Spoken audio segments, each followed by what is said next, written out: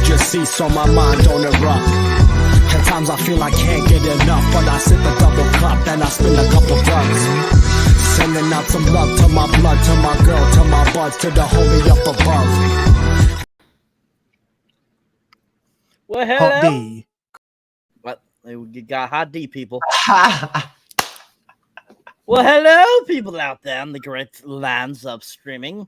Welcome to the MCU'S Bleeding Edge. We are live Friday, August 25th, and we're here to go over and review the 2000 classic Frequency. As you can see behind me, the poster behind me here, you got, oh yeah, as you see, oh yeah. Anyway, so yeah, Frequency, directed by Gregory Holbert, who is known for directing another great film, which we will eventually review, which I believe it's on the docket at some point, Primal Fear. And he actually directed that before he directed this film. It was just 4 years prior. And he was known for making like kind of thriller films, stuff like that. And so Frequency is kind of along the lines there with time travel and sci-fi-ness and stuff like that. So I think this is a really, really well-rounded film that has a good glimpse on all the different genres there, and kind of in that field of sci-fi and thriller. Now, like I said, this movie came out in 2000. I believe it was August of 2000. I think that's pretty funny. They came out that. But this actually cost $38 million to make, but ended up taking $68.1 million at the box office in 2000. So that's a pretty good, double take on for this type of film. I don't think it was considered a bomb, but it definitely was something that was, I don't think they were thinking it was going to do as good as it did, and it ended up doing a lot better than they thought. This movie has a great cast, by the way. I mean, we got Dennis Quaid, we got Jim Caviezel, we got Andre Braugher, Elizabeth Mitchell, to name a few that are in it. And, I mean, Elizabeth Mitchell, you might recognize if you ever saw the Santa Claus 2. She was Mrs. Claus in that film. But she's been around. She's been in quite a few movies. Andre Braugher, of course, you might recognize from films like Glory. You might recognize him from Brooklyn Nine-Nine. Primal Fear, which is funny. Gregory Holbert directed that one. He had him come over for Frequency. And of course, Jim Caviezel, who doesn't know Jim Caviezel, who is one of the greatest actors, I think.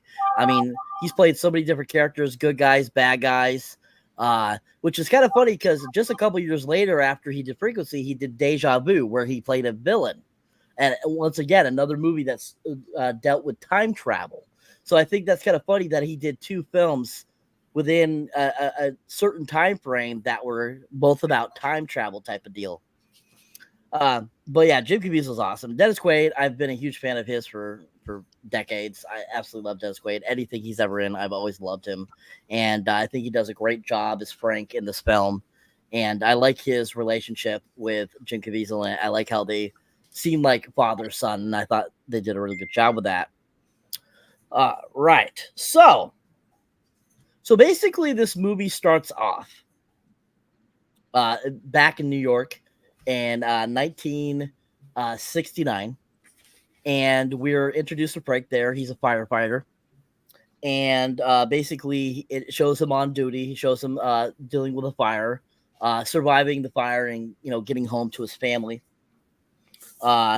And basically once he gets home, we see his wife, we see young John, and he's happy, he's made it home and everything. And, they have their little bit of a moment there. He tries to help John ride his bike. Doesn't go as well. Then it goes to present day.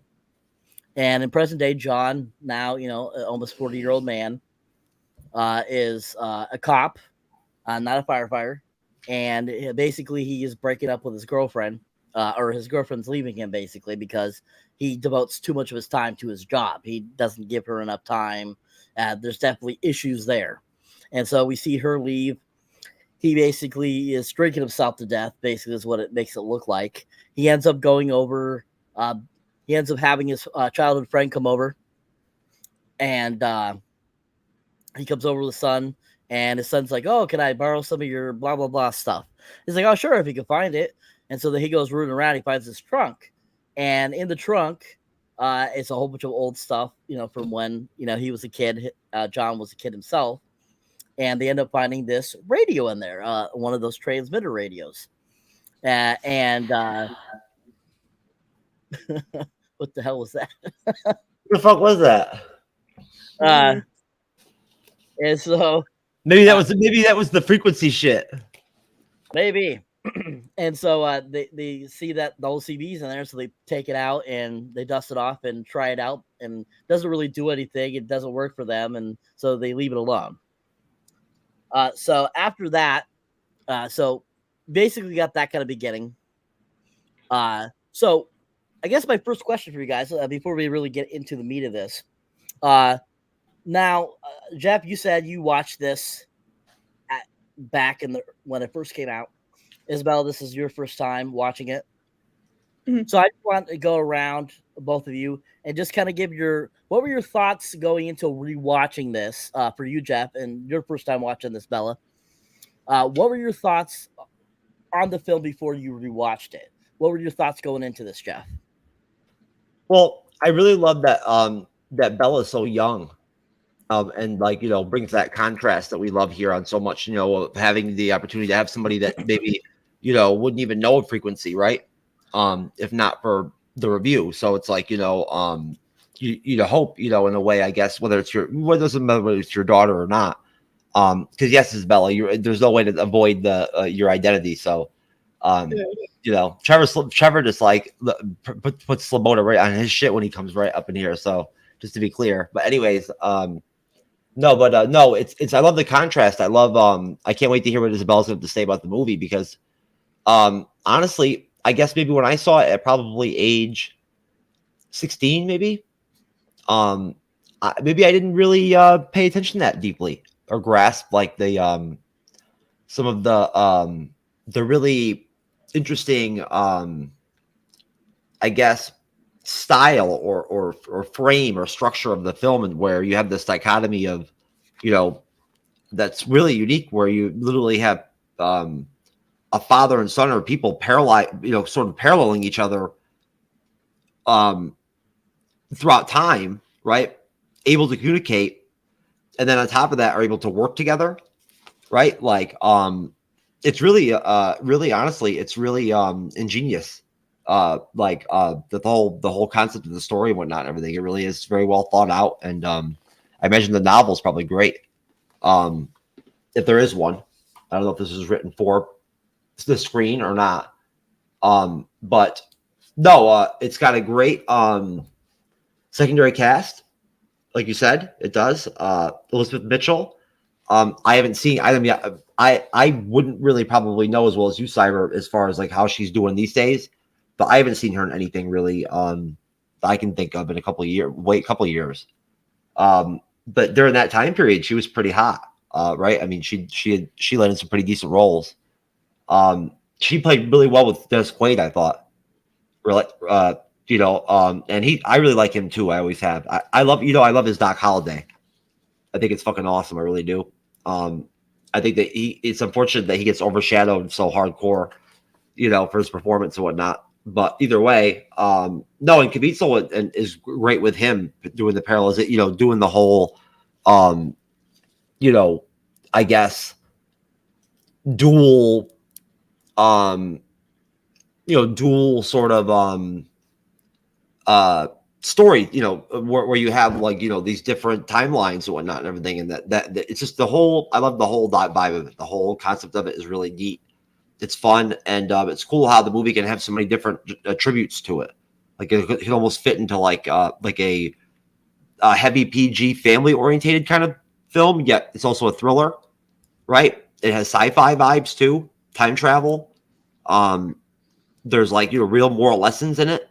Yeah, there's also some violence and depravity and whatnot too. So I mean, it's a pretty solid damn movie. Excellent. All right, Bella. So since this is your first time watching it, I would like to know your thoughts on going into this film. Did you have any thoughts prior to watching it, or had you heard about it previously before your dad told you about it? I never heard about it. It was the first time I've ever heard of it. I didn't think it was going to be very good, honestly. Well, I was wrong. I mean, but no, I didn't think it was going to be very good. I wasn't really interested, but I watched it and it was pretty fucking good.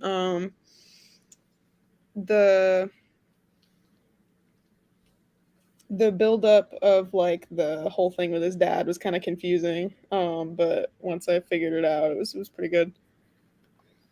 I'd never heard of really anybody in the movie before, or the director or anything.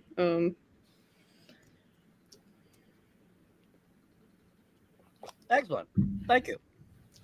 All right. So next question would be, so the beginning of the film leading up to before the first radio call with John and his dad, Frank, what did you think about the intro to the film? I know you said, Bella, you're kind of a little confused about the relationship. But at the same time, what did you guys think of the whole idea or the whole beginning of the film there leading up to the first radio, like I said, radio conversation with Frank and John? What did you think about the beginning? What did you think about kind of the introduction to John? What did you think about the introduction to Frank? And what were your overall thoughts on kind of that little portion of the film? Starting with you, Bella. So I said, it confused me a little bit. It more confused me because I understood the thing with his dad and with Frank and his son and everything, and then I got confused when older Johnny popped up, and because I missed them saying his name the first time, so I couldn't figure out who the hell he was. But once I figured it out, no, I thought it was a pretty good build. I thought that the movie was gonna end once because I could tell right from the beginning that they were gonna try to fix the thing with the fire. But I thought that was gonna be it. So it was a nice little turnaround. I checked, I think it was 30 minutes in when I thought that it was going to be over, and I realized I still had an hour and a half left. So, Would you think they're going to sub in Avengers: Age of Adel? No. All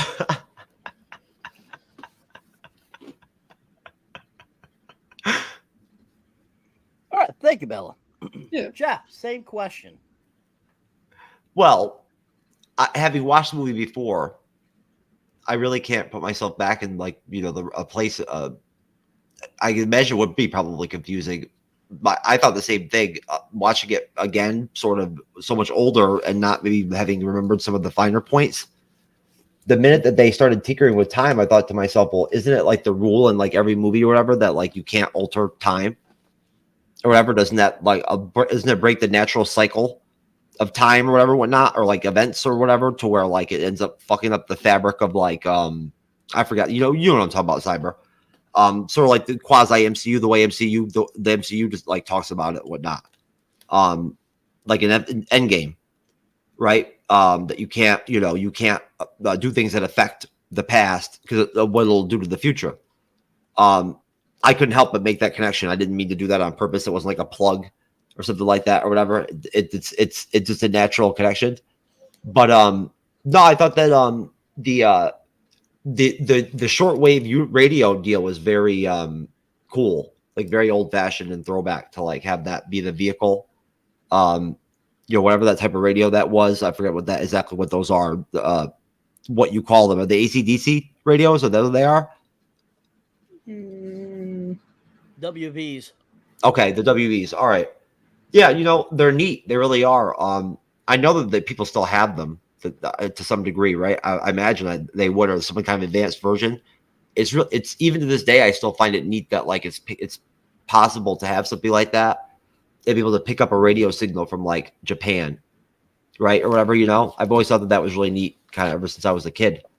But no, honestly, I can see where Isabella would be coming from as far as okay, where's this gonna go now? I think that's really cool that she said that, because that's where things get really interesting. Because I mean, at that point, the movie could go really flat, like right from jump off the intro. Because I mean, even I remember watching it when I was younger, the whole opening scene of it seemed very standard fare for like your typical firefighter, you know, kind of deal and whatnot. Now I love the Mets aspect and whatnot, and the Ron Swoboda deal and all that, the 69 Mets part and whatnot, being a Mets fan, that was really dope. And hats off to Dennis Quaid. He had a good, pretty solid New York accent too. I liked his accent.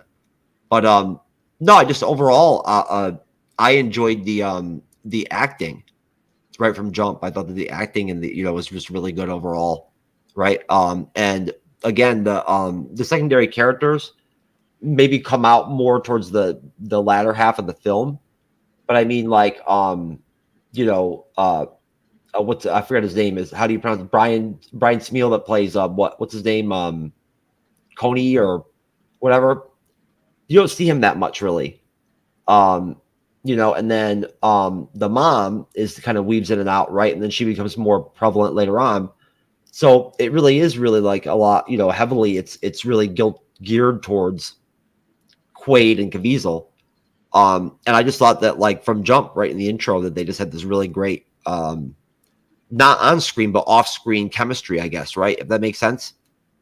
Sort of like filling in their role, you know, playing their roles in the way that they should have been played to make the film work.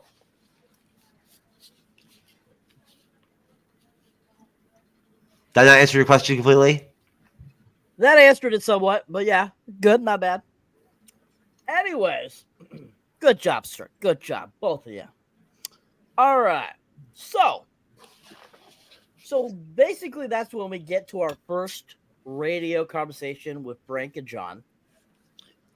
They're playing around, and all of a sudden, the radio starts working, and John hears somebody talking on the other side, you know, breaker type of deal.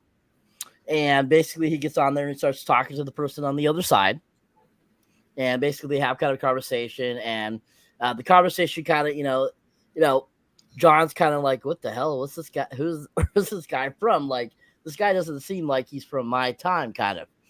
And you know, basically, you know, they kind of have this conversation and, you know, had a little fun with it. And, you know, slowly, you know, kind of both of them come to the realization that this is kind of a mutual relationship that they're enjoying. So basically they end up, you know, leaving it at that after they have their conversation stuff and, you know, telling each other a few things. And that's when, the next part. So the next part,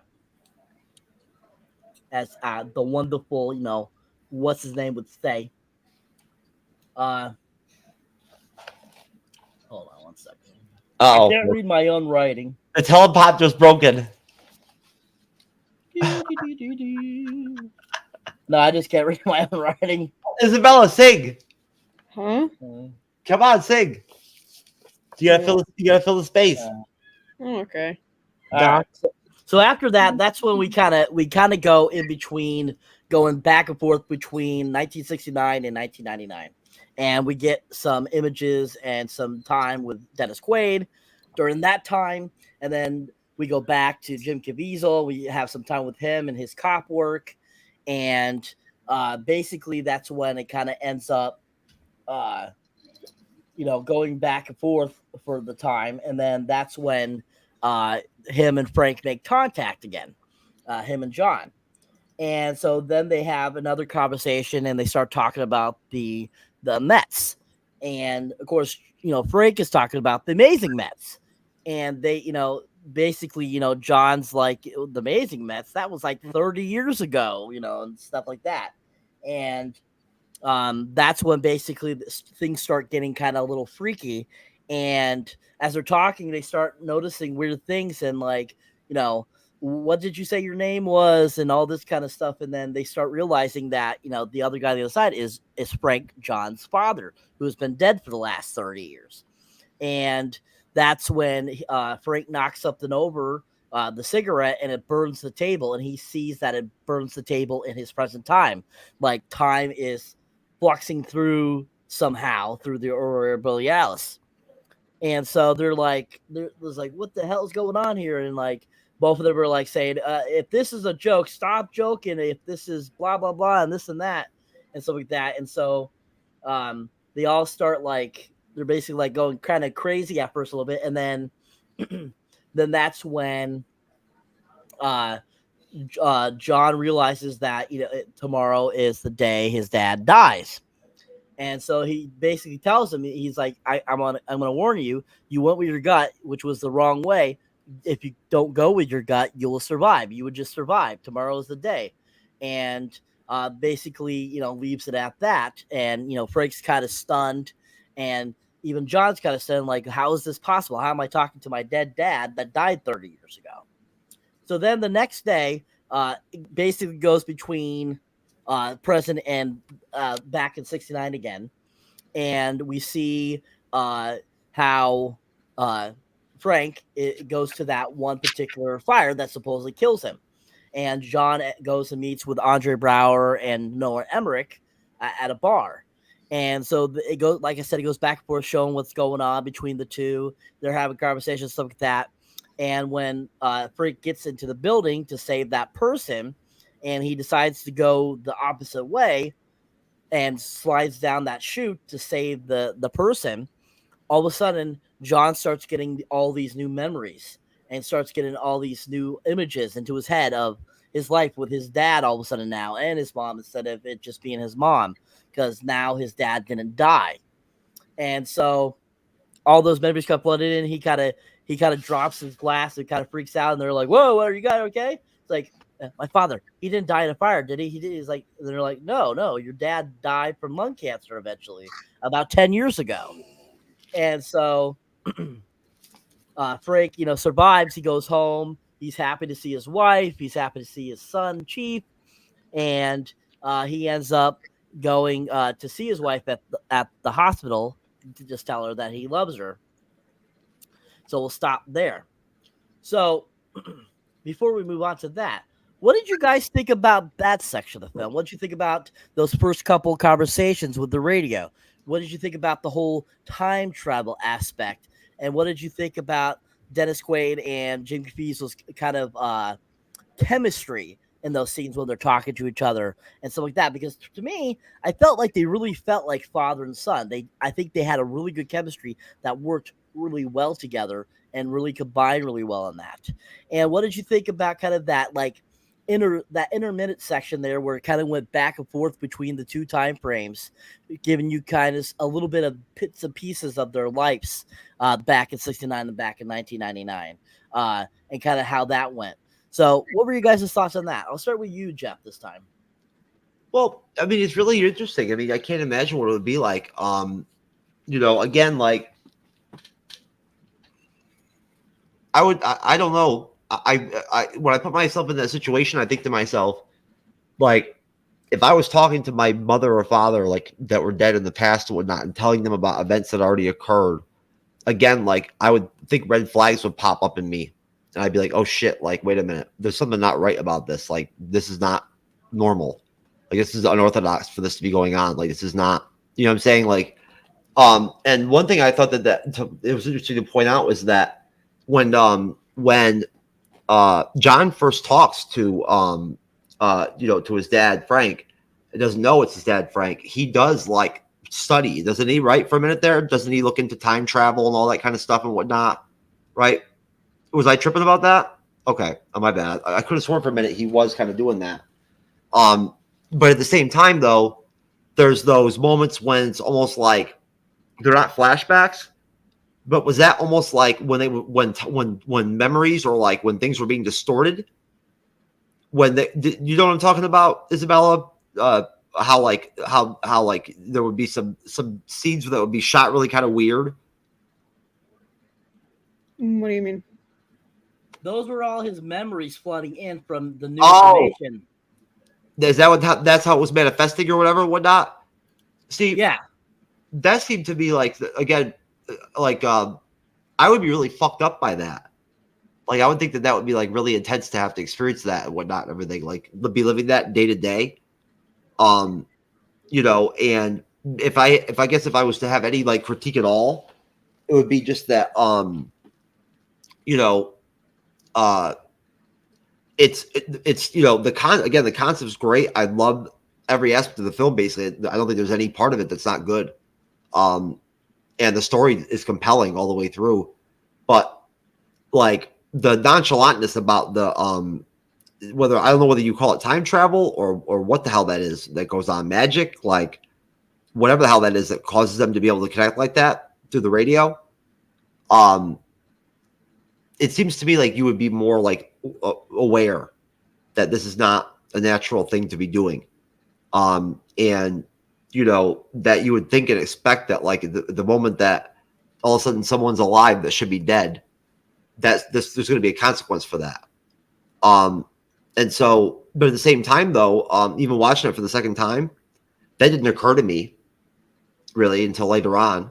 I wasn't like, oh shit, like, okay, now there's all this crazy stuff going on because of this and whatnot. Like, I saw this coming. I didn't really see it coming to that level. So again, good storytelling, like good writing.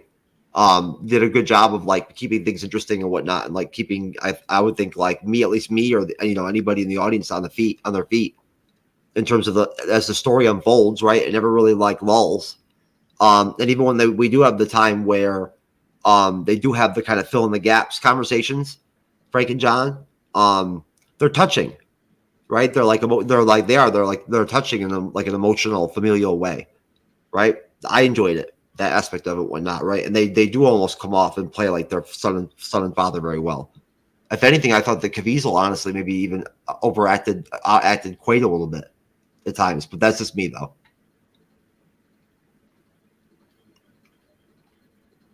All right, thank you, sir. Bella, same question, please. Yeah. I also think that they really, resonated as like a father and son. They really seemed like from the get-go, before you even figured out, or before I figured out that they were related. I didn't realize that he was his son until he said it, just because I didn't hear him say his name the first time. But no, I think they clicked really well right off the bat. I could kind of see where it was going. The fact that he was a firefighter in the beginning, he was in a near-death kind of experience, just right from the get-go, and now they're talking to each other from the past and the present. I figured, obviously he died, and now, we're talking about time travel almost.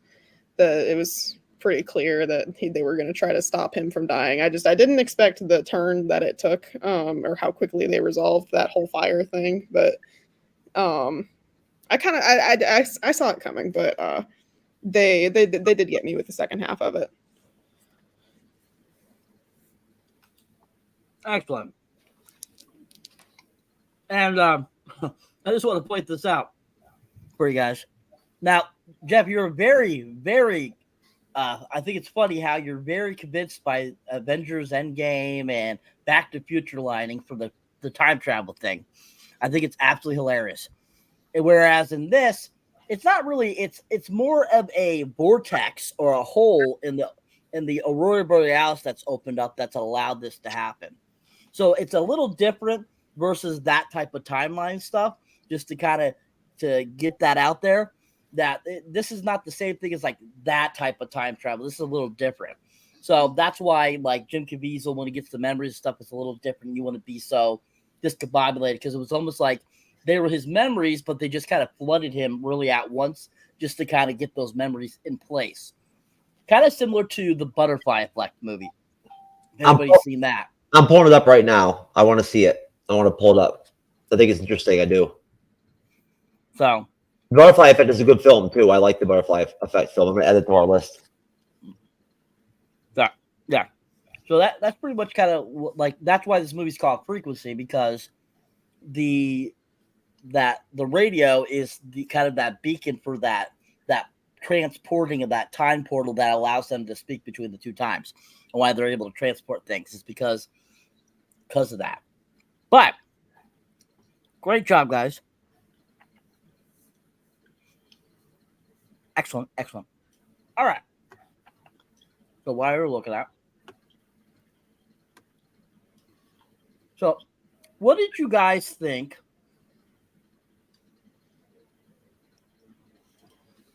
about the special effects of this film so far? Did you think the special effects were pretty decent for 2000 at this time? Because I thought they were pretty damn good for a film made in 2000 that's 23 years old. So, And yeah, considering the time, that they were pretty good. Yeah, that intro scene's really good. It really is. They. I mean, I can see where the budget money went. Right. Besides, right. Quaid. I mean, I don't know what Caviezel would have commanded back then. I mean, what had he been in at that point? Really? I mean, I have his filmography right here, but at that point, was he on the Thin Red Line? mm-hmm. All right, he was in that. Now, he was Isabella. You've heard of the Passion of the Christ, right? Mm-mm. No, well, he was in that. That was one of Mel Gibson's better films, I really thought personally, but he was really good in that. But yeah, no, I thought it was really well done. I mean, I thought that the firefighting scenes were really well done. Like they took them seriously, but they didn't half-ass them at all, right? Like I mean, they almost looked very authentically what you would anticipate or expect, almost like what firefighting would be like back in 1969 and everything and whatnot. I thought they did a great job with the sets, right?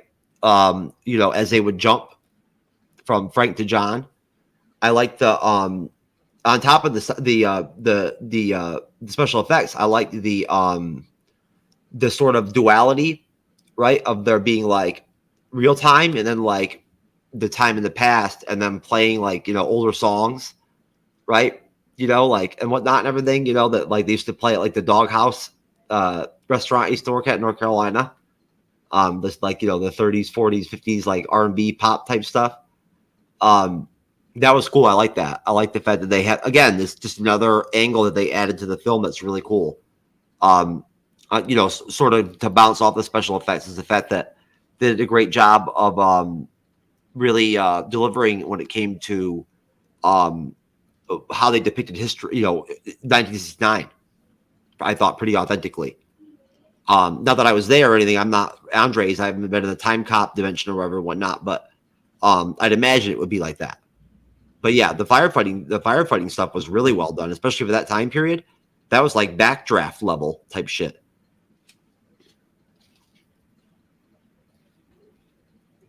Agreed. Yeah, most definitely. Very much like Backdraft. Very similar with the effects, the special effects, stuff like that. Because Backdraft actually came out in '91, so this was like 9 years later. So I know it's pretty impressive that still had that kind of quality. I haven't seen that movie in a damn long time either. Yeah, most definitely. All right.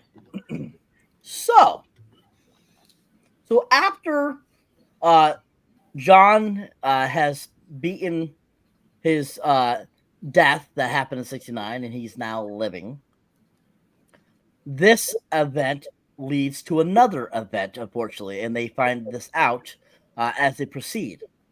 So John discovers that things in the present have changed, that the Nightingale murders that he's been working on has gone from 3 to 10. And that one of the kills is his own mother, because while he's sleeping at night after his dad has survived, he has more memories fly into effect, and it's of his mother not being there when he's growing up. So basically, John's been working on this case now for several months. Andre Braugher is his commanding chief. And the special effects, I feel, in this movie were pretty mediocre. I thought, like, aging some of the characters like that were better than others. And I thought the ones on Andre Braugher were kind of funny looking. Like, I don't think it really made him look older. It didn't. It didn't. I think it just looked like something was on his face, I felt. Yeah, I think that's pretty funny. They had the whole deal going on there at the end where he was in both time periods. No, just in the present. Okay. He's supposed to be older in the present versus 1969. I got you. Okay. And so after seeing that his mother has become a part of the Nightingale, he decides to tell Frank about it and enlist him to help him stop the Nightingale before he kills again. So basically, after that, that's when they start having combos, and Jim Caviezel, aka John, starts telling him exactly where this person's going to be, when they're going to strike, and so Frank takes it upon himself to go to these places to stop the murders from happening.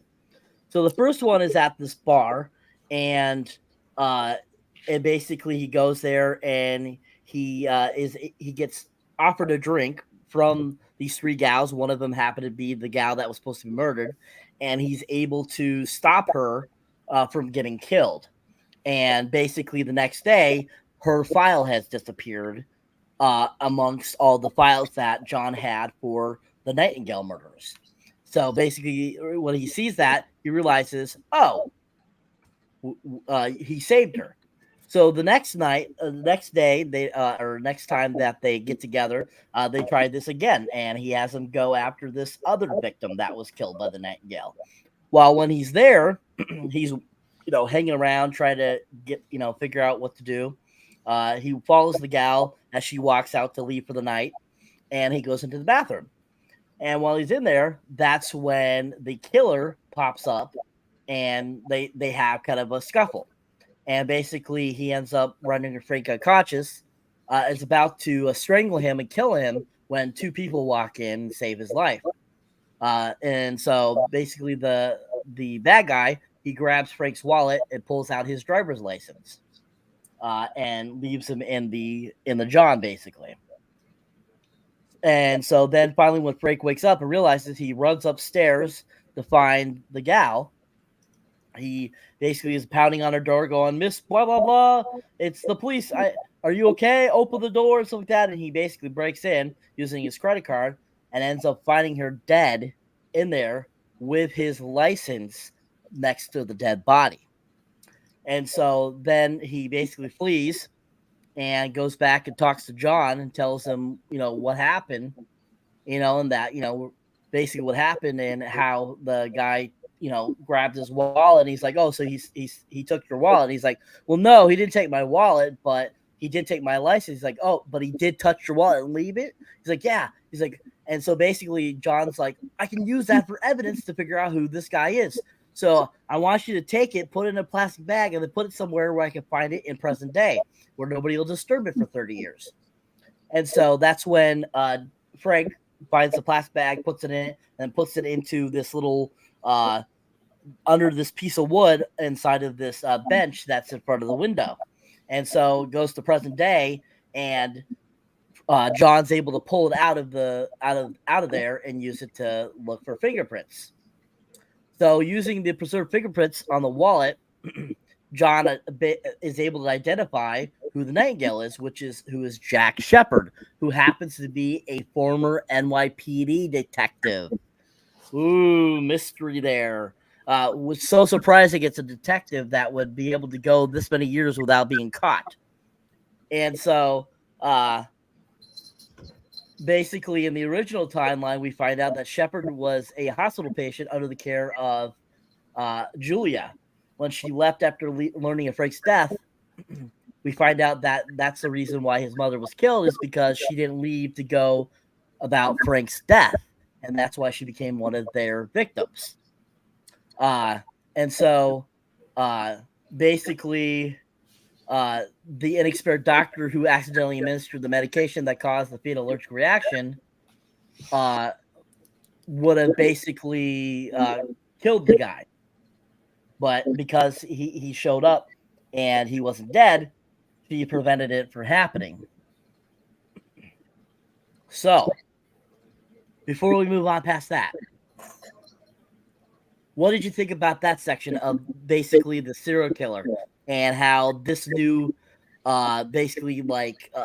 obstacle popped up, and basically John and Frank working together to stop it?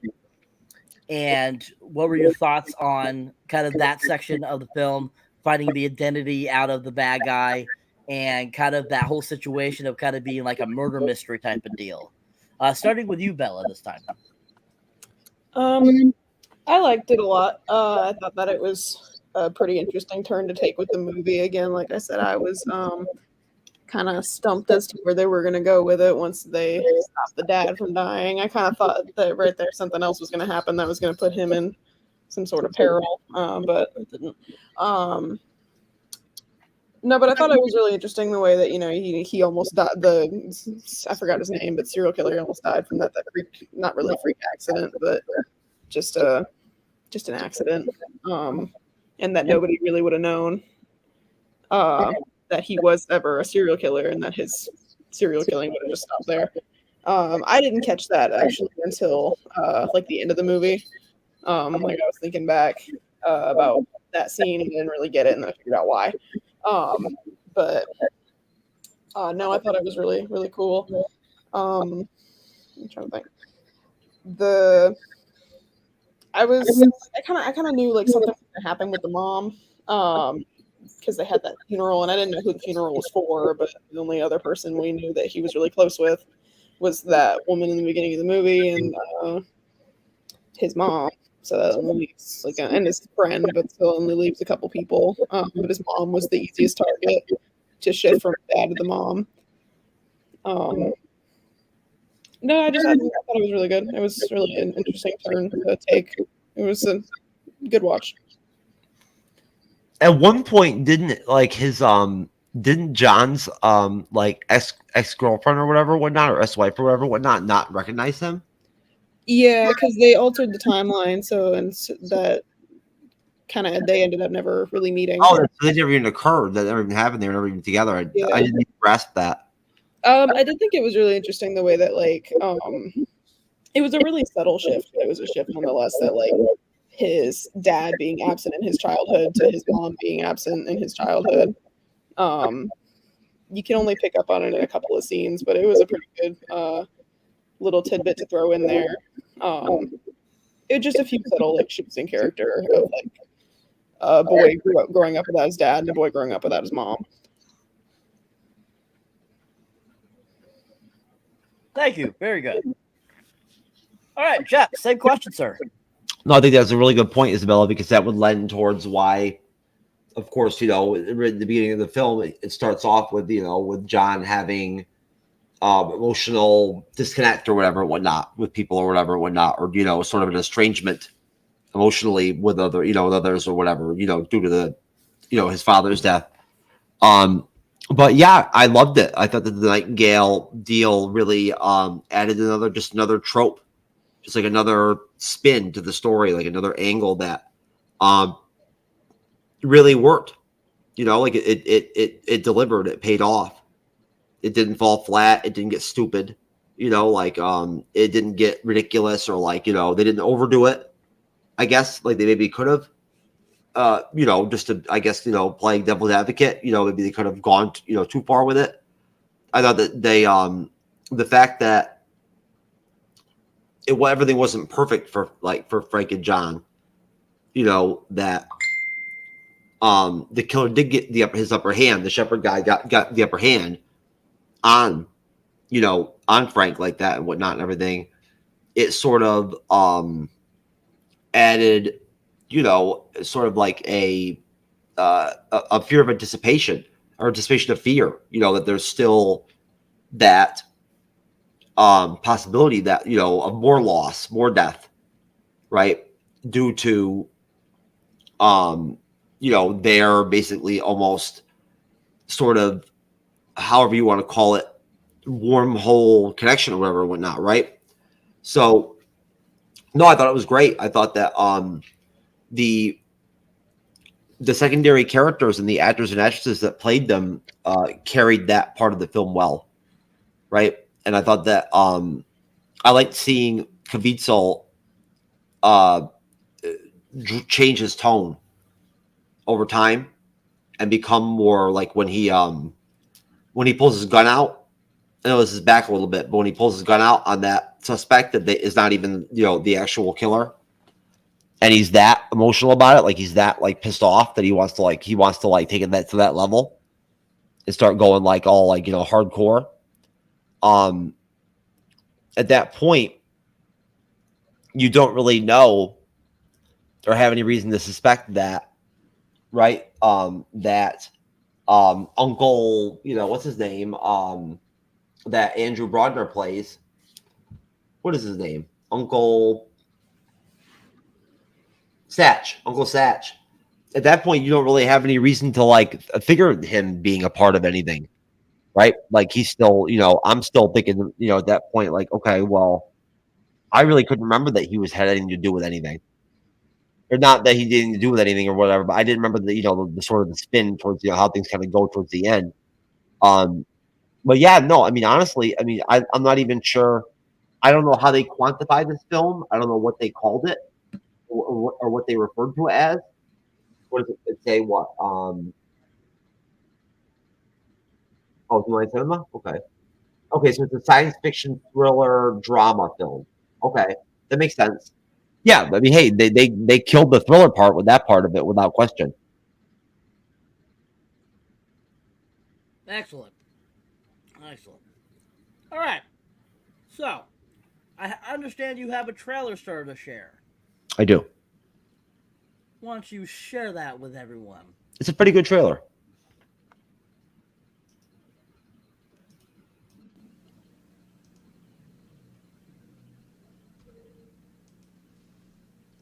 For 2000, of course.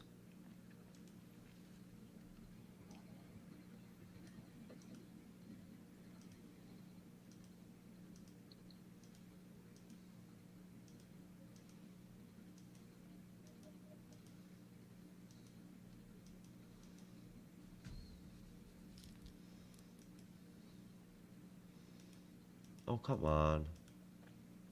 Sorry, folks. Technical difficulties, I promise.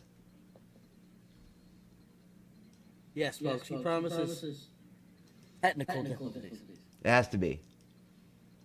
I just uploaded it. I don't know where it went, but it has to be here, I promise. So while we're waiting, folks, just to kind of give you a little idea about a few of these actors.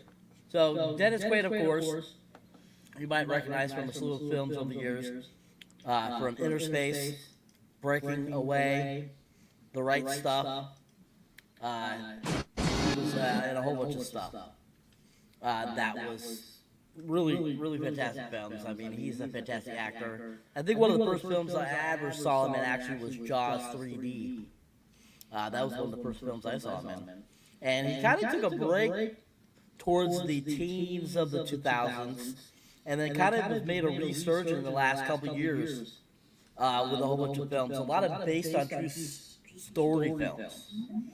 So I think that's really awesome. But yeah, as Jeff mentioned earlier, he played Doc Holliday in White Earp that came out in 1993.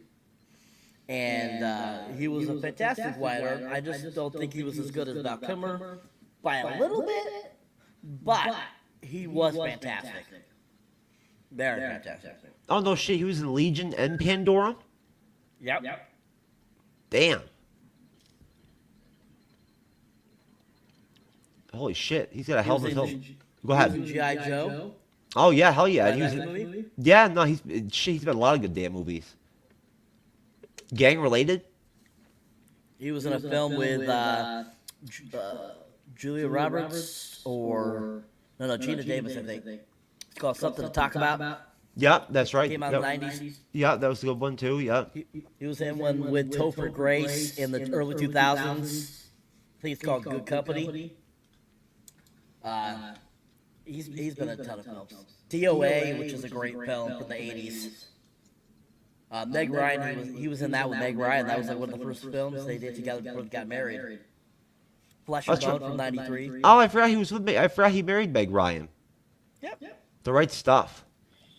Oh, man. Sorry, Isabella. You probably don't know what a lot of these are, but do you know who Meg Ryan is? I've heard the name. Why are we echoing so bad? Oh, that would be the echo cancellation, sir. Once in a decade, Sorry. massive solar storms invade our atmosphere, disrupting global communications. Darren, it's your dad's old ham radio. Go with it then, huh? Plug it in. And causing unexplained phenomenon. W2QYD. This is Frank Sullivan. Hello? What'd you say your name was? Frank Sullivan. Is this some kind of joke? That will allow John Sullivan to talk to his father. What do you say we tame this bronco, huh? You and me, spirit and guts.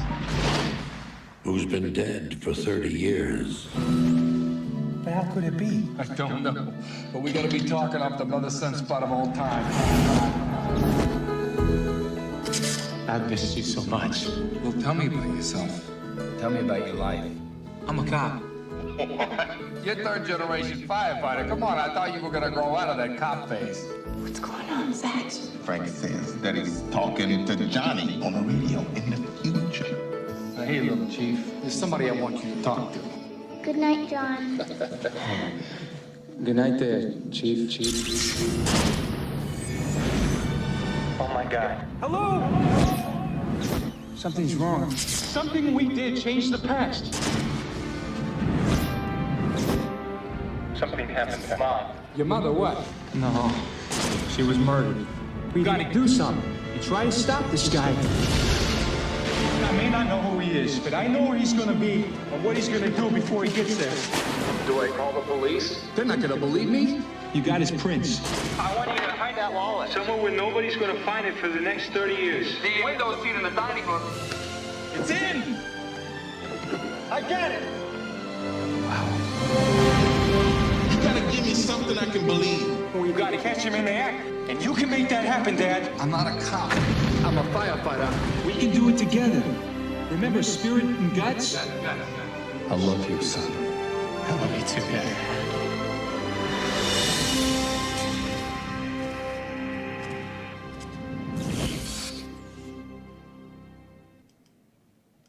Fantastic trailer. As I said, not bad. Not bad at all. All right. So, fantastic little trailer there, folks. Great trailer. I mean, for 2000, I mean, that was a really well done trailer. And I mean, even 20 plus years later now, it still looks pretty pristine and good for a trailer. I definitely felt with whatever the echo was going on in the video, though, totally made me think of listening to it in a theater. So that was kind of a fun experience to see frequency in theaters back in 2000 when it came out. So I actually Cyber Isabella and I were talking about how I'd never heard the cancellation before. What it sounds like when it's not turned off or left when it's left off. I heard it for the first time today, full bore, and it sounded just like the guy Rico's like Mariana Trench bullshit or whatever. Yep. And now, of course, I know why, right? Like, you know what I'm saying? Because he had the damn freaking cancellation turned off the entire damn time. Yeah. I'm like, now I get it, right? Sounds about right. Yeah, thank you very much for that, there, buddy. For real. You know what I'm saying? Now I get it, because like that shit was pretty bad, right, Bella? Yeah. All right. So,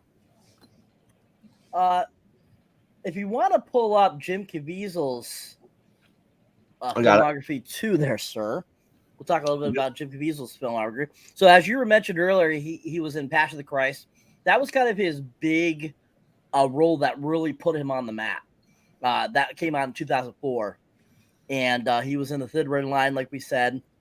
He was in Deja Vu, which came out in 2006 with Denzel Washington, Val Kilmer, Eldon Ratliff Henson, who played Augie in Daredevil.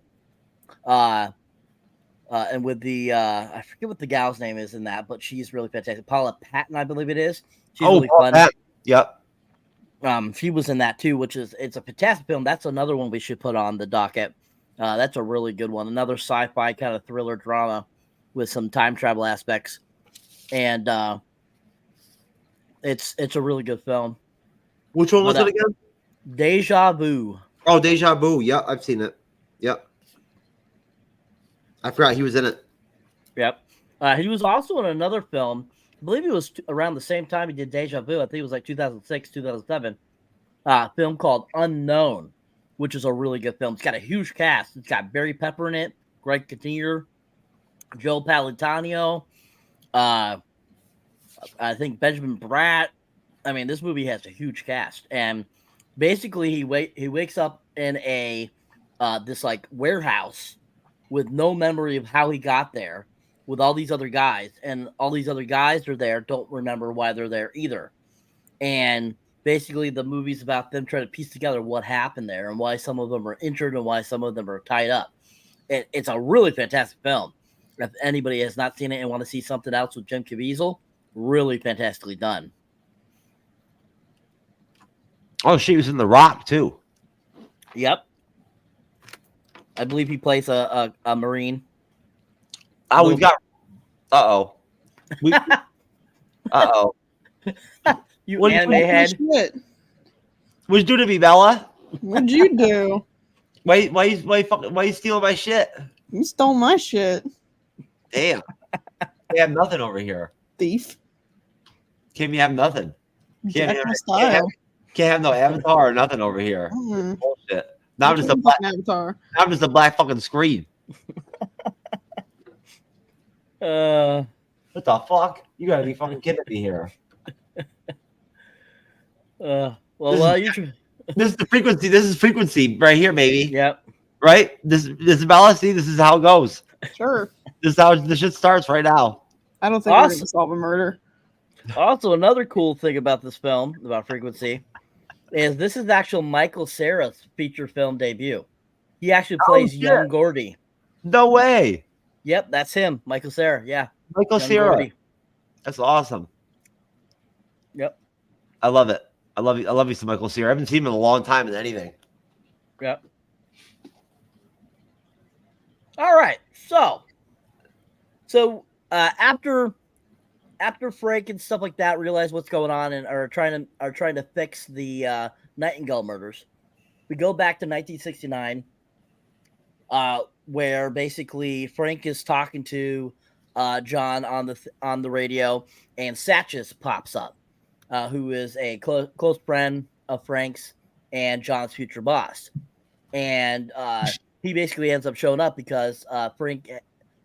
They're arresting Frank on suspicion of murder because he was seen fleeing that last Nightingale murder's house or apartment.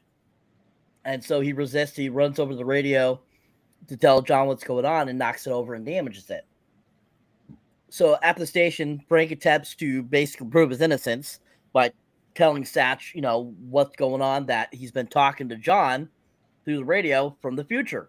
And so Satch is kind of thinking, you're just losing your mind, Frank, And so basically, as he's telling this stuff and he's not believing, he's like, I can tell you what, I know the results of the World Series. And then if you go watch it, you will see that I'm telling the truth, that I'm really talking to John from the future. And so he goes out to watch the game, and that's when the wife shows up. And talks to Satch and asks him, what's going on and stuff like that about, Frank. And, he basically tells her that, Frank's been telling him that, that he's talking to John in the future. And, that they're probably going to take him off the case and stuff like that. So after Satch leaves, that's when the killer pops up in the thing and is about to try to, mess up Frank again. But thankfully, there's another detective that comes in and stops him, and they end up leaving the room. And while they're away, Frank sets up kind of like a booby trap for the bad guy so that he can get away and keep from being killed by the bad guy. So they're watching the game, and Satch is noticing everything that Frank told him about the game is coming true. And he keeps looking back at Julia and smiling, saying, wow, this is really happening. So basically, the bad guy comes back in, and Frank is able to electrocute him and get away. He ends up running and going to and finding Mr. Shepard's house and finding all kinds of stuff that proves that he is the bad guy, that he's the one that's been killing the girls. And basically, he's waiting for Jack to come back. Jack comes in, and they basically start having a fight and squall, and they end up dashing out the window and going for a run. And basically, they end up at this pier where basically Frank beats him and supposedly kills him. and has died and drowned in the river. So basically, then after that, that's when Frank basically goes home and he starts repairing the radio. And we have a small glimpse where it shows the radio on the other side in 1999 and it being repaired by Frank in 1969, to where basically Frank's able to fix it so that the radio will work again and he could talk to John again. So before we move on past that, let's talk about that little section of the film. What did you guys think about that section of the film? What did you think about John telling or Frank telling Satch about talking to John in the future? What did you think about finding out that who the killer was, finding out having Frank being arrested on suspicion of murder and resisting? And what did you think about that chase scene and how that ended and leading up to basically Frank fixing the radio? Starting with you, Bella. I liked it. I think it was a pretty well put together little sequence. I don't really have that much to say about it. It was a good sequence. I liked that the Frank and Johnny kind of diverted from each other, and they couldn't really rely on each other at that point. It was kind of up to Frank to figure it out on his own. I did really like that scene where he fucking electrocuted whatever his name was. That was pretty smart. I liked how smug he looked sitting there smoking a cigarette, and we threw the live wire at him. But it was a good sequence. It was nice. What did you think about the costume design during the 1960s portion of the film? Do you think it was pretty accurate? Do you think it looked pretty authentic? Yeah, I think so. Awesome. Excellent. All right, Jeff, same question, sir.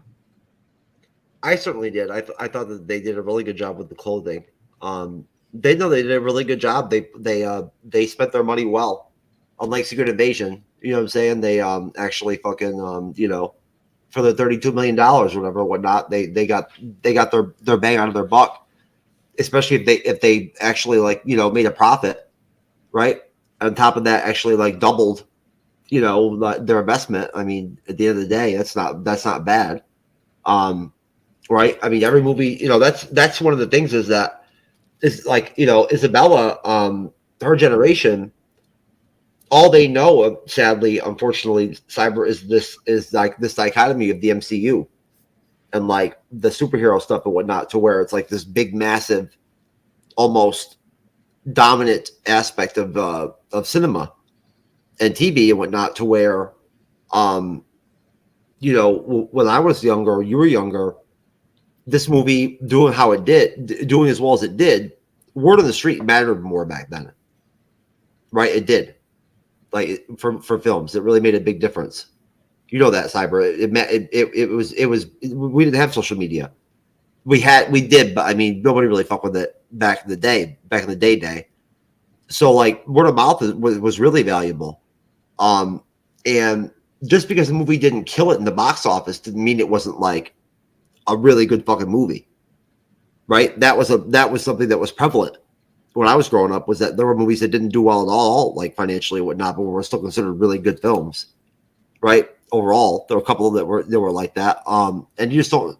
There's so much pressure now in the industry, almost, right? And either way, it's I guess for me. The whole thing with the electrifying thing didn't have something to do with the original scene in the beginning with the fire. Did he connect something with that to that? No. Oh, okay, my bad. I'm just tripping. I'm totally joking. That doesn't even make any sense. That was fire. That's electricity. So, right? You know what I'm saying? That's not even fucking possible. You know what I mean? But either way. What are you smoking, sir? You saw me over there, fucking cough my ass off that vape, man. What do you think? I'm not stoned off that shit? Fuck yeah. What'd you put in there? Meth? I don't know if you would even do smoked meth like that, to be honest with you, Cyber, but I don't think I want to try it. I don't see that being a part of my night, to be honest with you. Last time I checked, Method and Insomnia probably aren't exactly the most, matching pairs. You know what I'm saying? It would be like Frequency with John and fucking Frank, right? So no, but I mean I don't know.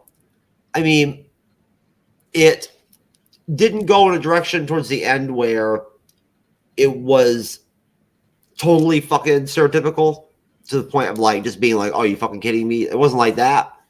It was sort of like right at the end, it kind of was like, okay, well, all right. You know what I mean? Like, so there was some stakes and shit, whatnot, and everything and all that, but like everything's hunky dory, right? Everything and whatever, everything's gravy. Like, I don't know. The whole deal with fucking the dude talking to his own self and shit, whatnot, everything is the child, whatnot, everything. That'd be fucking me up, man. I'd be like, what the fuck? I'm talking to myself? Like, I'm sorry, but like, Isabella, wouldn't that be fucking weird? A little bit. I mean, I would be Cyber. I'd be tripping fucking. That would be tripping me out. Talking about fucking meth. Talking to myself. I think it'd be fun. I don't. Yeah, it would be from an educational standpoint. That's a conversation you and I will have privately, brother. In terms of, I'm not talking about taking meth. I'm talking about talking to yourself. That's what I'm talking about. Some advice I could have given myself back in the day. But either way, no, it was overall the ending fit. I felt like Dennis Quaid and Caviezel really did a really good job with their tone and like their delivery or disposition and whatnot.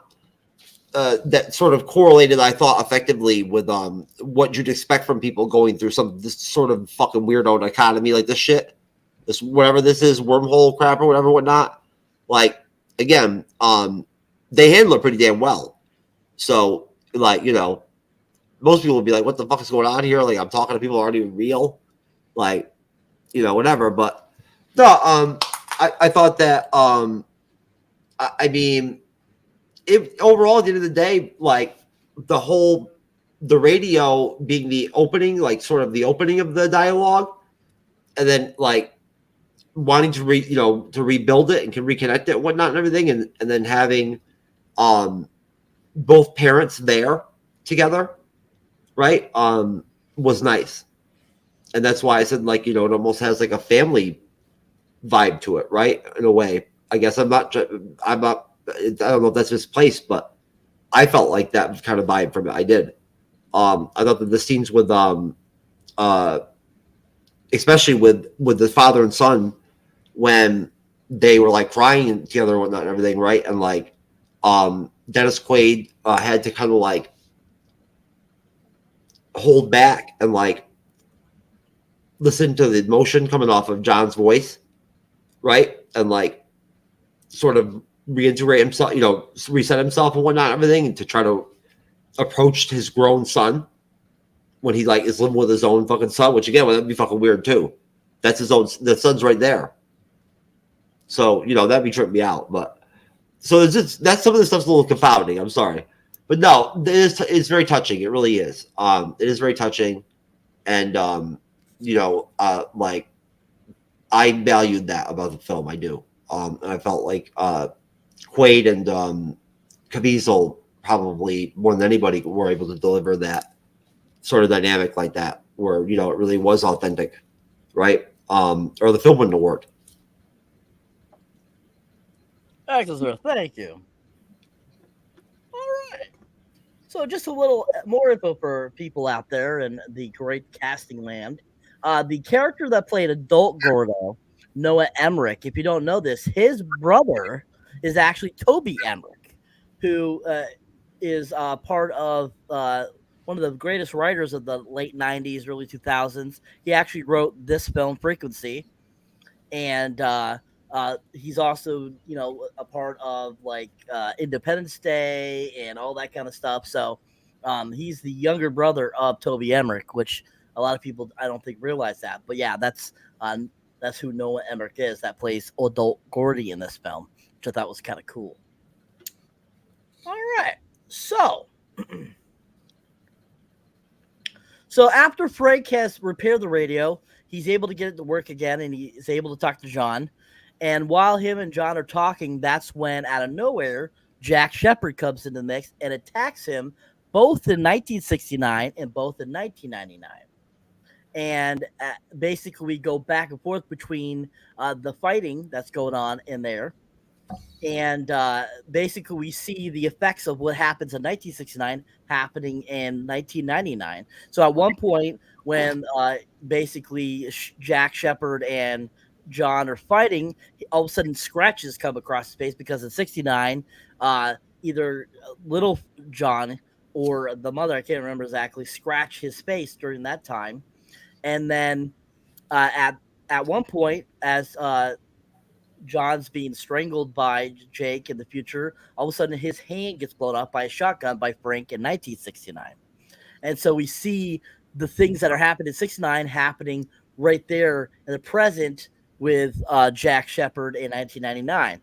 And so eventually at one point, as it moves on, that's all of a sudden when the whole house basically turns to present day, and John's father, Frank, comes through with the shotgun and kills Jack Shepherd there and keeping him from killing John.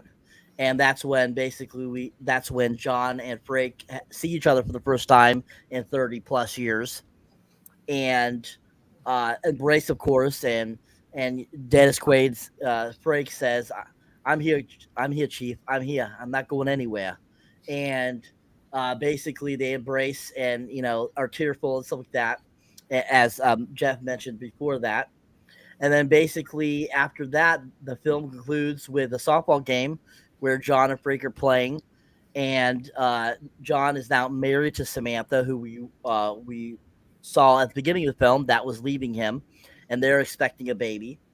And Frank, Julia, Satch, and Gordo are there, and they're all playing the softball.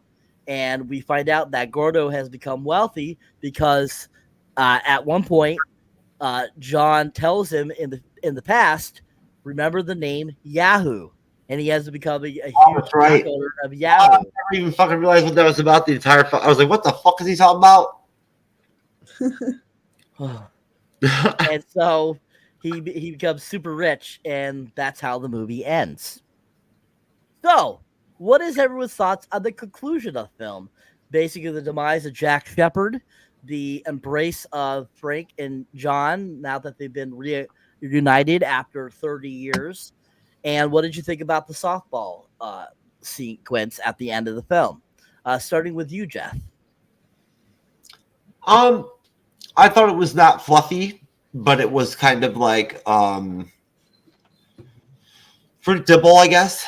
Like slightly predictable almost. But at the same time, it serviced the story right properly and everything and whatnot. Like it was a good sort of I guess, and a good final chapter to what was a 2-hour long film, basically, right? And that's there's a reason why, obviously.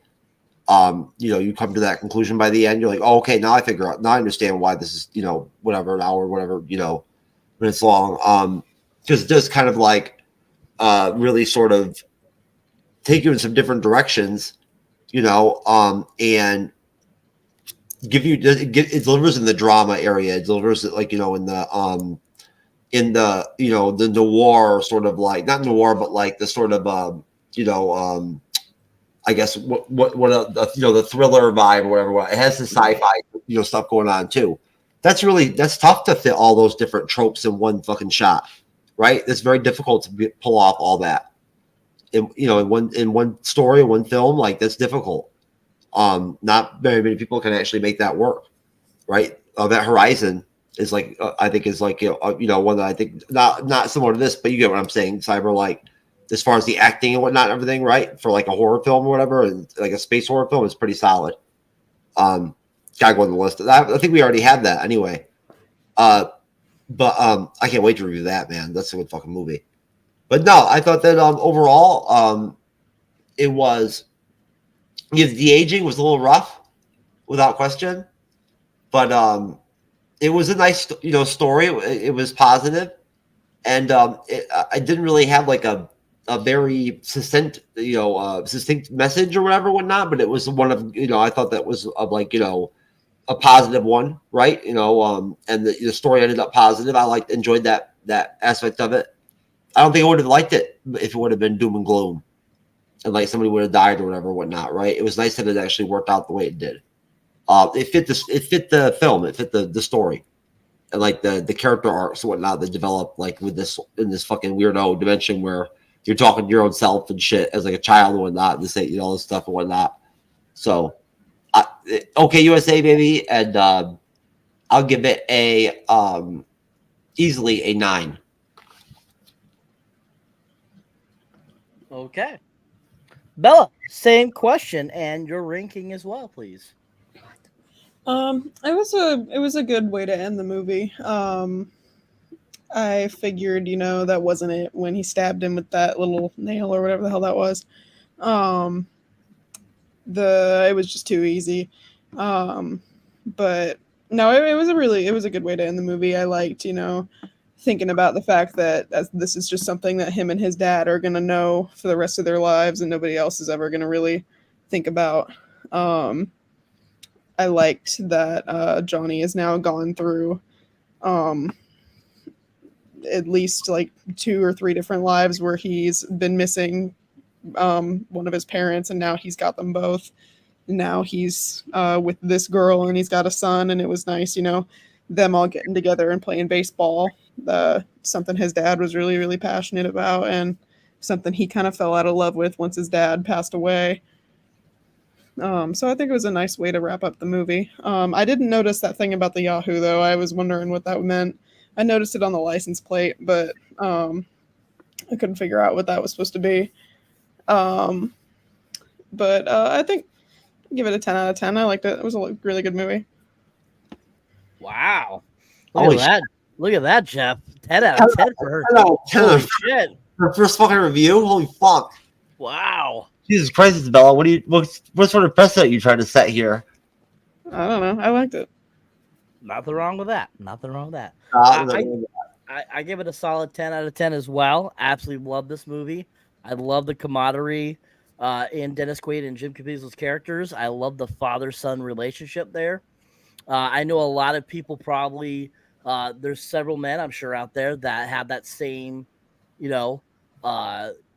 feeling for their father that might have passed away early or doesn't have a relationship with their father. So I feel that, for a lot of men, this film is very, a very strong and like a nice presentation of what that would feel like if you were to have that chance at reliving with getting to know your dad or being with your dad and so forth like that. So I think that they did a really good job with that. I like that they had the drama element to it along with the sci-fi and the thriller and all that. And just, it was such a well-rounded and written film.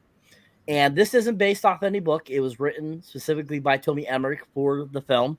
It's a ballsy premise, Cyber really is, to just like say I'm going to go in that direction, you know what I'm saying, and whatnot, and then I'm going to fill that in, right? Like off that core, you know what I mean? Like that's tough. I don't think so. I think it's done well. I think that no. I'm saying that is, I would think it would be hard to do. I'm saying myself if it was me, like, you know what I mean? I like work, like, to give praise. Oh, okay. I mean, to each their own. To each, it is what it is for certain people. I understand, but I don't think so. I think that it's good praise. I think it's got great praise. I think it works. And I think it's funny still. I still think it's funny that we're comparing it to Endgame and to Back to the Future. I think that it's a lot more, to me, it feels a lot more like Deja Vu's time travel type of aspect. And Deja Vu, I think, has a great time travel kind of aspect where they have created a machine that they're able to do it with. And that was just so cool, too. That one I would feel is a lot more like Back to the Future if you're going to compare the two. But at the same time, it's like just the whole concept of being able to talk to somebody in the past. I think that would be so cool. Like, what if you wanted to talk to Elvis, or if you wanted to talk to Marilyn Monroe, or JFK or Martin Luther King or a famous person that their life was cut so short, and you want to know something cool about what they're doing. I think that's such a cool concept that could happen with that type of thing. Even though there are radio frequencies that do come through the sky that are through the aurora borealis, so it's very possible that could possibly happen with a device like a radio. So I think that was great about this movie too, is that it kind of was based a little bit in reality to an extent, that this is a possibility that this could happen. Even if it's not like somebody in the past, or maybe it's somebody, somewhere where you usually can't get radio signals and you're able to talk to them. It's kind of that similar type of premise, I feel. No, and I thought it was really nice too. And Isabella, you're more than welcome to jump off this if you want to. I thought it was nice that they left open a space for there to be like a spiritual angle. You know what I'm saying? If people wanted to have that there, you know what I mean? What if people wanted to have like if they wanted that to be a part of it, right? They could incorporate it into it and whatnot. It wasn't like not talked about or whatever, whatnot. But I'm just saying, they kind of left things, they left things wide open. They didn't try to get concise as to the method and the madness of how all this shit works, right? It was like, okay, this is what we got. This is the shit that's going on. This is what ends up coming out of it, right? It's dope. It's all right. I just think it's very interesting. And honestly, what do you call it? It makes me think about Cyber, Loki season 2, man. Right? Time travel and everything and whatnot, right? And what the hell's going to be going on with that shit? 100%. It's gonna be interesting to see what they do with Kang, how they bring him in, how what they do with this version of Kang, and it just Loki season 2 from the trailer looks so freaking awesome. I can't wait to see this. The first season was fantastic. The second season I'm sure is going to be amazing, especially with Jonathan Majors having a bigger role in it, and I think it's just going to be really fun. It'd be interesting to see how bigger of a role Mobius has in this one too, as well. Where they have Ivana Ravenclay, where she comes in, if she pops up at all in it. Where Sophie pops up, what she's going to be doing more in this season, versus what she was last season. There's so many options of what they could do with this, and so it's gonna be interesting to see just what they do. Hopefully, it doesn't take it in a stupid direction. Hopefully, they keep their guns going correctly with this, and keep us wanting more of the Loki TV series. No, it's the same dude that's making it. He's the same dude that's the proofs to the first season. That's proofs to it. The same guy from Rick and Morty, or whatever. What's his name? I forgot his name off the top of my head. It's been a minute. Michael Waldron, right? He's producing this season too, so I've got confidence in him. Hey Frank, what's up, Frank? He's mad. Who the hell's Frank? My cat. Oh. That's funny. Hi, Goober. Come here. Oh, kitty. Cyber, you getting license vibes or what? Buggy. No. I'm kidding, bro. It's just funny, Frank. I'm like, Frank. What the hell's Frank? All right, folks. So next Friday. All right, so that's the conclusion of Frequency, people. That was our review. We love you all. We thank you very much for watching. But next Friday, we're going to be reviewing another great film, which will be Saving Private Ryan, which is an epic, amazing war film. Mr. Jeff will be moderating that. And also next Wednesday, we'll be doing the second episode of Ahsoka. And Jeff will be moderating that one as well. And looking forward to seeing what crazy antics he brings to the table for these two items that we'll be doing. I'll be doing the second episode. I was going to say, you've got the second episode. What the fuck am I moderating again? You kidding me? What the fuck? I thought I already did my job already. You did. I lost my mind for a second. Steve Bell used to step in there and fucking like catch that shit, catch me outside or something real quick, whatever. And, like make sure that Cyber doesn't take advantage of me like that. Oh yeah, so taking advantage of you. And so yeah, I'll be the moderator for the second episode of Ahsoka. I totally forgot he did the first one. For some reason, I had it in my mind I did the first one because I was thinking I was doing the first one to begin with, and then you told me. Oh, God. That's become a whole fucking time cop soap opera fucking yes, deal. Yes, you screwed me up. Anyways, so yeah, I'll be moderating Ahsoka episode 2. Looking forward to getting my teeth into that and talking about that and talk about the gorgeous Rosario Dawson, who I think is absolutely fantastic. And I love her in everything I've seen her in, from Josie the Pussycats to Clerks 2 to, pretty much anything she's been in. She's always awesome. Love her. Just it'd be interesting to see where Sven is at in this episode. Hopefully she's dead. As I said before, I don't see that happening. I know, but I can dream, sir. And seeing where everyone else at because the first episode was really fantastic, really enjoyable. So I'm hoping the second episode is just as good, especially being a 2 opener that they had last week. So that's what we have coming up for those next 2 dates. Then of course the following week we'll have Ahsoka episode 3, and that one Jeff is moderating. And then the following Friday will be another movie, and I'll be moderating that. What do we have that following week? I'm grabbing. You know what? I'm going to grab my schedule right now. Actually, so we let our listeners know what we'll be doing that week too. Oh, geez, Isabella, why don't you do our schedule already? She's tuned out. Don't pay attention to Jeff. I won't. He's just babbling as usual. Cyber, go ahead and do a punch. I gotta walk out to the garage and grab my schedule book. Okay. All right, folks. So if you enjoy my moderating here on the MCU's Bleeding Edge, you're just like me on the panel, definitely check out my solo content as Mr. Jeff has pulled up there. You can find me under Cyberneticshark on YouTube, TikTok, Facebook, Instagram, Twitter, now known as X. You can pretty much find me on any platform. As somebody asked, OnlyFans as well. Yes, you can find me on OnlyFans too as well. But definitely check out the YouTube. That's my main hub, my main page. Check out my Patreon as well. But yeah, as you can see here, I'm up to 689 in subscribers. I just recently put out my Barbie review and my trailer reaction to Saw 10, which comes out next month. Saw 10 is going to be amazing. It's going to be epic. Can't wait to see that in theaters. It looks so good, especially because it's another prequel to the Saw series, showing some things going on prior to Saw 2 and 3.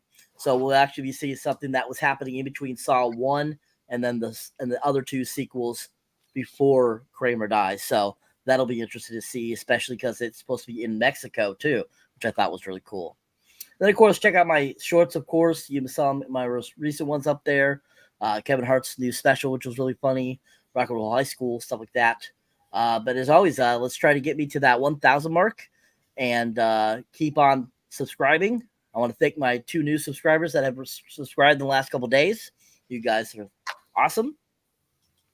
And, of course, let's get to that 1,000 mark, both me and Andreas. And like Jeff says, he's going to be doing he'll start doing the thing on Monday, which now he said, I think this is the 4th time he said he's going to start it on a specific day. It hasn't. So we'll see.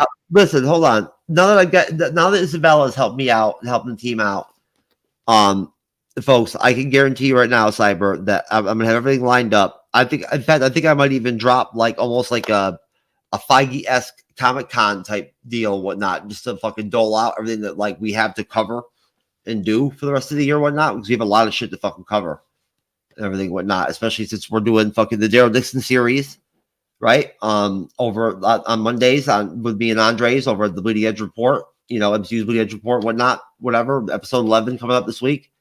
We're going to be basically doing rewatch, as I told Cyber, we're doing rewatch, re-reviews on Mondays of the first season of Loki. That's been a lot of fun. Makes me want to go back and want to watch WandaVision and Falcon Winter Soldier. But to answer your question, Cyber, we have Arlington Road on the 8th. And then we have Requiem for a Dream on the 15th. We have 5 films this month. We have Mallrats on the 22nd. Isabella, you should totally check out Mallrats sometime. It's a good movie. I've never seen it, but I've heard it's good. And then, of course, on the 29th, we have Coming to America, which is fucking dope as shit.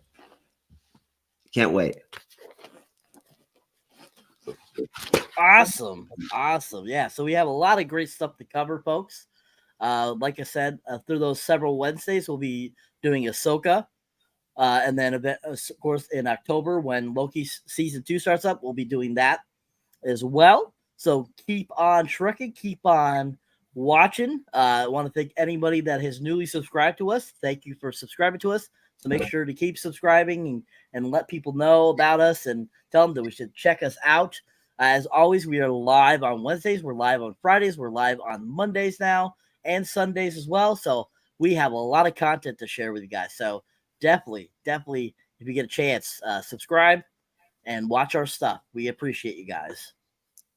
Thank you, Cyber. You did an excellent job moderating tonight, my friend. I just want to give you some sheer, genuine compliments. So you did a really good job, tight show, and thank you, sir. You're welcome. Isabella, thank you, my dear, for joining me in Cyber. We appreciate you. Yeah. Great having you. Always great to have a new mind to the movie reviews. It's always a pleasure, newbies on the show. Yeah. Could you imagine my daughter had been like that? The hoes are laughing? Yep. So the audience are a bunch of hoes? Yep.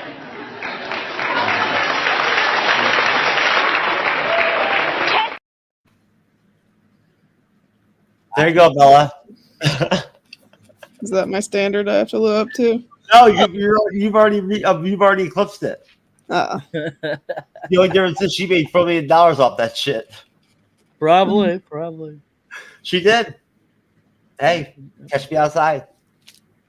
Peace. We'll see you later, folks.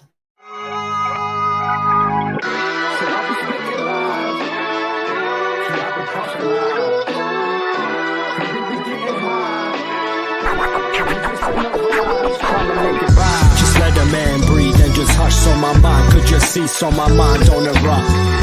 At times I feel I can't get enough, but I sip a double cup and I spin a couple bucks. Send